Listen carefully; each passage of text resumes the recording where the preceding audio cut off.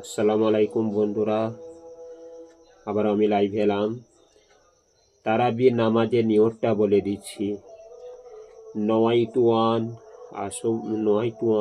উসালিয়া লিল্লাহি তাআলা রাকাতাই সালাতে তারাবি সুন্নত রসুলিল্লাহি তাআলা ইকতাই জাইতুল বিহাজাল ইমাম মুতাওয়াজিহান ইলা জিহাতিল কাবাতে শরীফতে আল্লাহু আকবার।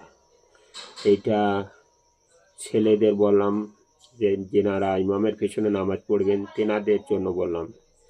আর মেয়েদের হচ্ছে নয়তুয়ান উসালিয়া লিল্লাহি তাআলা রাকাতাই সালাতে